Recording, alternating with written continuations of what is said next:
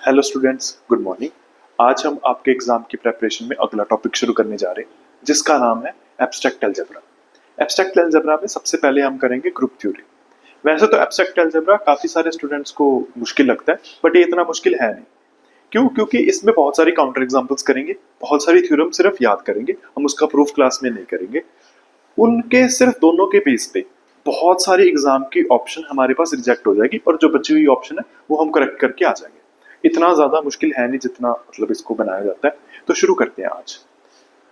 Abstract algebra में सबसे पहले हम शुरू करेंगे ग्रुप थ्योरी। तो स्टार्ट करते हैं ग्रुप की डेफिनेशन से। ग्रुप हमारे पास होता क्या है? ग्रुप बनाने के लिए हमें सबसे पहले चाहिए एक नॉन एम्प्टी सेट। याद रखिए कि हम नॉन एम्प्टी सेट की बात करें। अगर आपके पास एक नॉन एम्प्टी सेट है तो हम इसको ग्रुप बोलेंगे अगर ये हमारे पास चार प्रॉपर्टी सेटिस्फाई करे। चार प्रॉपर्टी कौन सी है? Property number 1, closure. क्लोजर क्या कहता है कि अगर आपके पास ए स्टार बी है तो वो आपके पास उसी सेट में बिलोंग करना चाहिए for all A and B belonging to S. कोई भी ए एंड बी आप एस से एलिमेंट उठाओ, उनके साथ स्टार ऑपरेशन लगाओ तो वो और कहीं नहीं सेट के अंदर ही आना चाहिए। सेकंड आपके पास है एसोसिएटिव प्रॉपर्टी। एसोसिएटिव प्रॉपर्टी क्या कहता है कि अगर आप सेट में 3 एलिमेंट उठाओ और उनके साथ ऑपरेशन लगाओ, 3 एलिमेंट उठा रहे हैं,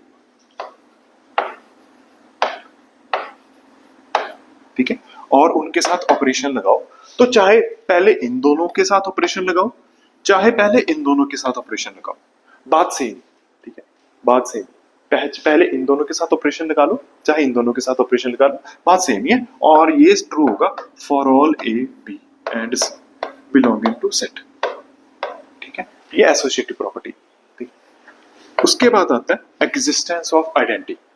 आपके पास एक ऐसा एलिमेंट एग्जिस्ट करना चाहिए, there exist E belonging to S set such that कोई भी ए उठा लो उसके साथ ई क्या ऑपरेट कराओगे वो और कुछ नहीं ए ही बन के आ जाएगा। ठीक है, आई होप आप सभी ये बेसिक डेफिनेशन करके आए होंगे। ठीक है, और फोर्थ होता है हमारे पास एग्जिस्टेंस ऑफ इनवर्स। ठीक है, ये ट्रू होता है, ये ट्रू होता है फॉर ऑल सभी एलिमेंट के साथ ऐसा ई मिल जाए, ठीक है, एक यूनिक ई मिल जाए जो सभी एलिमेंट के साथ ऑपरेट कराओगे तो वो कोई असर नहीं डालेगा, वो एज इट इज ही आ जाएगा। ठीक है, और लास्ट प्रॉपर्टी हमें जो चाहिए, ठीक है, वो है एग्जिस्टेंस ऑफ इनवर्स। ठीक है, तो for all a belonging to set there exist,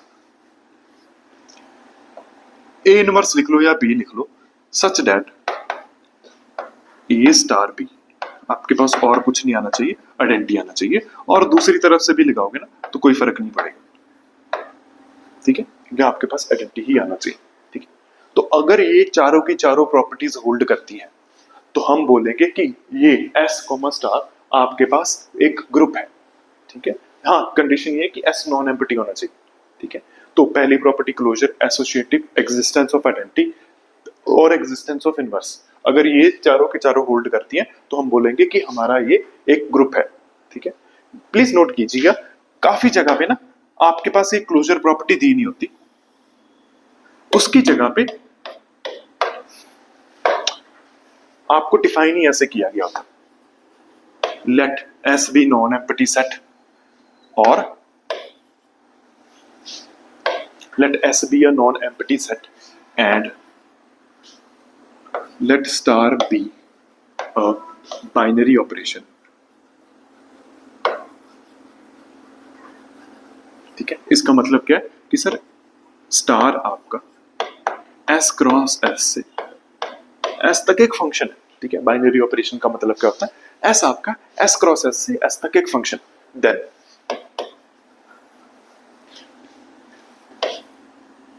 s comma star is a group if, और ये आपके पास 3 प्रॉपर्टी दी होती है। प्लीज नोट कीजिए और कुछ नहीं है, क्लोजर ही है। 2 एलिमेंट यहां से उठाओगे, उनके बीच में ऑपरेशन लगाओगे तो ये और कहीं नहीं एस के अंदर ही आएगा। ठीक है, ये बस क्लोजर को लिखने का एक नया तरीका है, ठीक है। इसको मतलब बाइनरी ऑपरेशन बना दिया। क्लोजर और बाइनरी ऑपरेशन एक ही बात होती है, ठीक है। तो अगर ये होल्ड कर रहा है और 3 आपके पास प्रॉपर्टी होल्ड कर रही है तो हम फिर भी इसको ग्रुप ही बोलेंगे, ठीक है। तो कई जगह पे ऐसी डेफिनेशन दी होती है, कई जगह पे वैसी डेफिनेशन दी होती है, तो प्लीज कंफ्यूज नहीं होना, ठीक है। आगे बात करते हैं, ठीक है।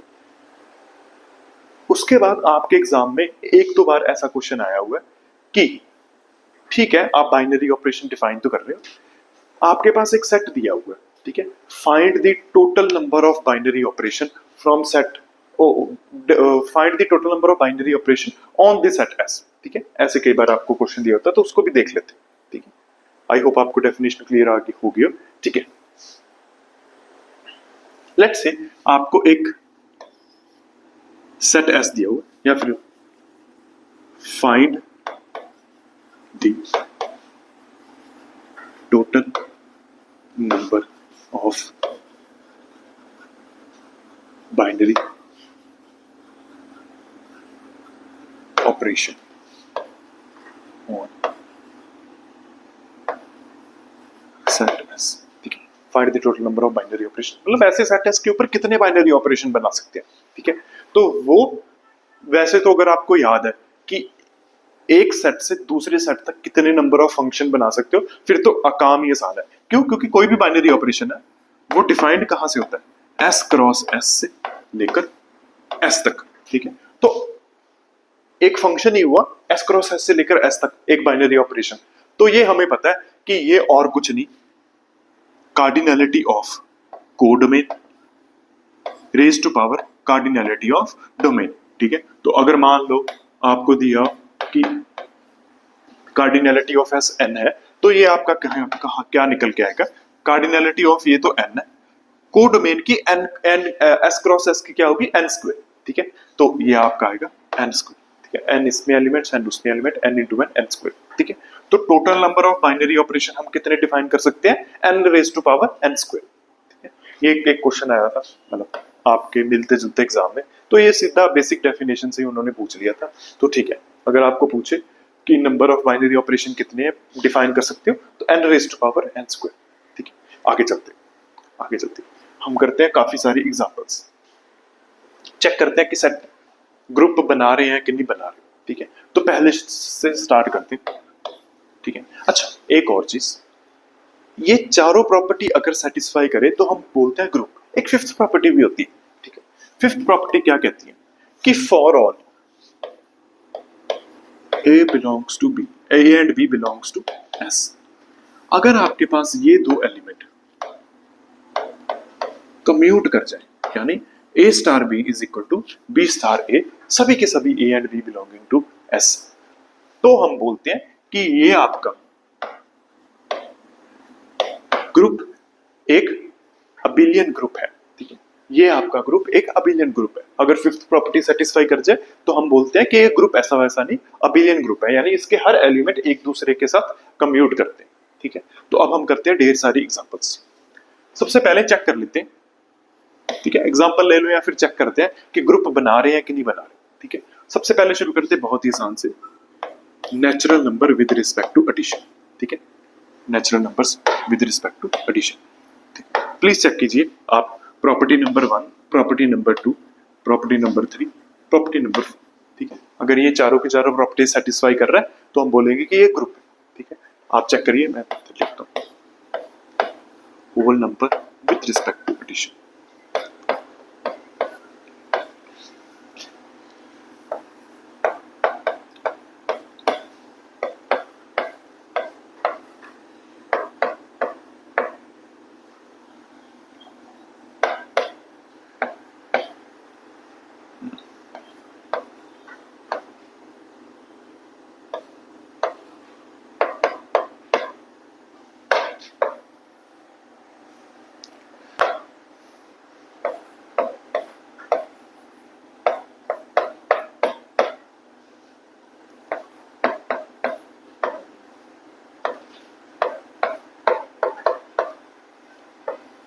ठीक है, चेक करते हैं कि ग्रुप बना रहे कि नहीं बना रहे। बिल्कुल बेसिक से शुरू करते हैं, बेसिक ऑपरेशन और basic set, natural numbers with respect to addition. तो क्या क्लोजर होल्ड करेगा? बिल्कुल होल्ड करेगा, ठीक है। क्लोजर बिल्कुल होल्ड करेगा, ठीक है। क्यों? क्योंकि हाँ नेचुरल नंबर्स है और विद रिस्पेक्ट टू एडिशन है, दो नेचुरल नंबर का सम करोगे तो वो नेचुरल नंबर के अंदर ही आएंगे। एसोसिएटिव होल्ड करेगा, बिल्कुल करेगा, तीन नेचुरल नंबर को एडिशन करना है, पहले दो को करो बाद में दो को करो, कोई फर्क नहीं पड़ेगा। उसके पास आइडेंटिटी है, ऐसा कोई नेचुरल नंबर हो सच दैट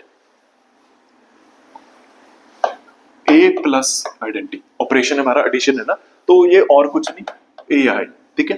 तो ऐसा तो जीरो होता है बट वो नेचुरल नंबर्स में नहीं आता, तो हम बोलेंगे इसको नहीं। बिल्कुल वैसे कि ऐसा नेचुरल नंबर एग्जिस्ट करता है जब दोनों को ऐड करें तो आइडेंटिटी आई, जब आइडेंटिटी ही नहीं निकली तो हम फोर्थ प्रॉपर्टी की बात नहीं करें, ठीक है। वो तो ये बोलता है ना कि ऐसा भी ढूंढो ए के लिए, दोनों को ऑपरेट करोगे तो आइडेंटिटी आ जाए। जब हमारे पास आइडेंटिटी नहीं है तो हम मतलब फोर्थ प्रॉपर्टी की बात ही कैसे कर सकते हैं। बिल्कुल आगे देखते हैं। होल नंबर, होल नंबर में क्लोजर होल्ड करता है, बिल्कुल करता है, एसोसिएटिव भी होल्ड करता है, ठीक है। और थर्ड प्रॉपर्टी आइडेंटिटी ये भी होल्ड करता है। आपके पास जीरो आता है होल नंबर में, ठीक है, दोनों को ऐड करोगे तो हाँ ये हो जाएगा, पर ये नहीं होल्ड करता, ठीक है। बिल्कुल वैसे इंटीजर्स अंडर एडिशन, इसमें क्लोजर होल्ड करता है, बिल्कुल करता है, एसोसिएटिव भी करता है, ठीक है।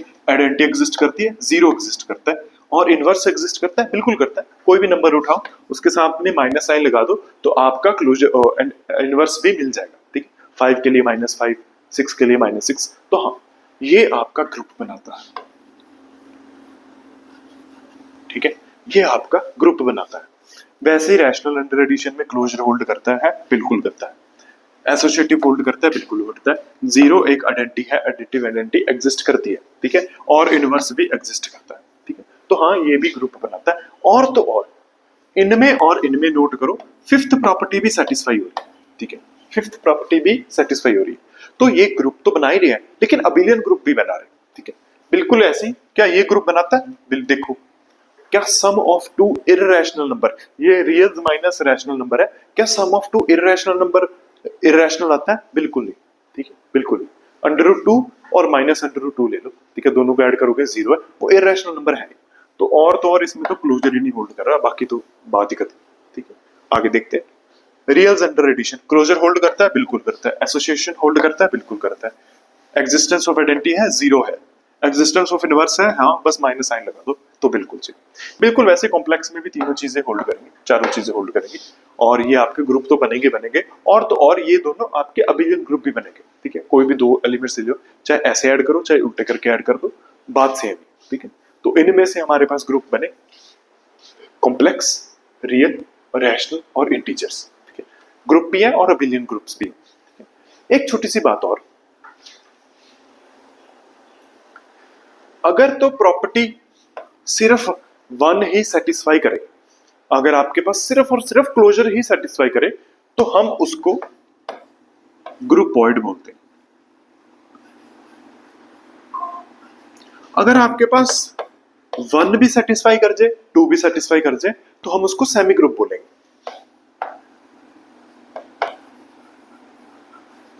और अगर तीनों कर जाए, ठीक है, तो हम उसको मोनोइड बोल देंगे।